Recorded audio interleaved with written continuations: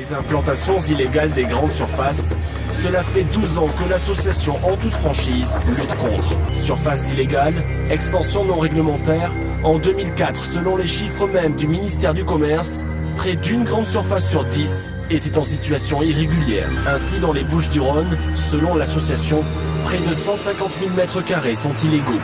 À l'aide des plans d'urbanisme, ils contrôlent la légalité de la surface. Une partie du magasin n'a pas de permis de construire. Cette partie-là également n'a pas de permis de construire. On a prévenu la mairie, on a prévenu la préfecture, on a prévenu la DDE, on a prévenu la commission de sécurité. Personne ne les a fait arrêter leurs travaux. Nous avons contacté la mairie de Nice. Par fax, elle nous a précisé que le permis de construire du Leader Price avait bien été annulé. Au jour d'aujourd'hui, on doit demander aux députés qu'on prenne tous nos dossiers. Ils sont à votre disposition. Et si on a tort, qu'on nous dise, messieurs Dio, madame Denette, En Toute Franchise, vous avez tort. Il y a eu quand même un laxisme politique, c'est évident. Ce système, le premier à l'avoir dénoncé en public, c'est Michel-Édouard Leclerc. On vous monnaie une autorisation publique contre un financement. Les consignes du parti étaient claires. Si un supermarché voulait s'implanter, il fallait qu'il paye. Alors c'est plus malin que ça, c'est pas un chèque qu'on fait à l'homme politique. On se retrouve au Georges V ou au Ritz, on prend le petit déjeuner ensemble, on a les mêmes serviettes, on échange nos serviettes et vous rentrez chez vous avec 1 million dedans. Jean-Marie Roche est affirmatif. La grande distribution finançait de manière occulte le Parti Socialiste. Il m'a donné une fois 100 000, une fois 200 000, une fois 300, voilà, quelque chose comme ça, quoi. Quand vous achetez aujourd'hui clé en main une surface commerciale, que vous l'achetez à un promoteur, vous savez aujourd'hui que dans le coût, il y a un surcoût. Ça pouvait être un homme politique ou un intermédiaire ou un avocat. Vous savez que quelque part, on vous fait payer 2 ou 3 fois le prix. Pour un 10 000 mètres carrés de surface de vente, c'était de l'ordre de 4 millions de francs.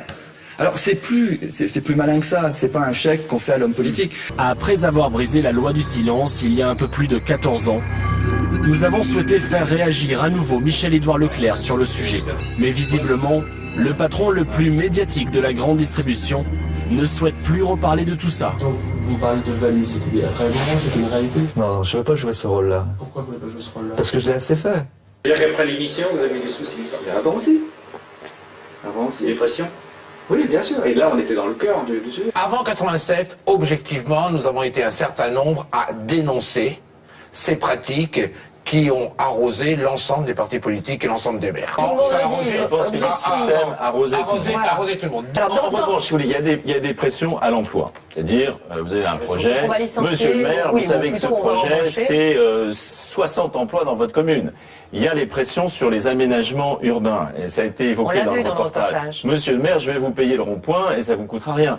Vous voyez, donc on voit bien qu'il y a eu un glissement de ces pressions sous une autre forme. On a aussi découvert que les propriétaires de supermarchés ou d'hypermarchés avaient une vraie tendance à prendre des libertés avec les mètres carrés. Est-ce que c'est pas une autre façon de contourner la loi ? Alors moi, je suis assez préoccupé par ce problème. Si on pouvait avoir des sanctions administratives sous astreinte financière, c'est-à-dire le préfet prend une décision de fermeture de la surface illégale. Donc il ferme. Oui. Voilà. Et c'est sous astreinte, c'est-à-dire que si le commerçant qui a utilisé des mètres carrés illégaux continue à exercer son activité, chaque jour, il y a une astreinte qui tombe avec des ardoises très lourdes.